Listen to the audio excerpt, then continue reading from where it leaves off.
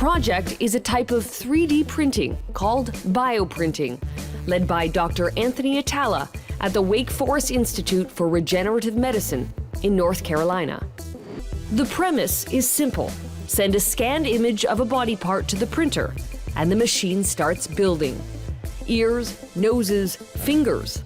Dr. Atala's goal is to transplant the parts directly into patients. Simpler organs will be the first to reach patients, starting with skin. If this were in fact a wound, it would be dropping real skin cells over the wounded area.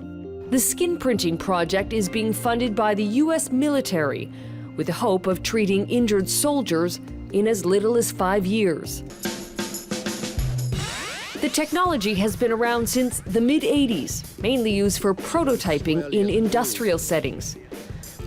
Some commercial planes are now outfitted with air ducts that are 3D printed, made smoother, lighter, and cheaper than the traditional method. Hollywood is using 3D printing to make costumes, like parts of the suit in Iron Man 2. And a professor in California plans to 3D print a house.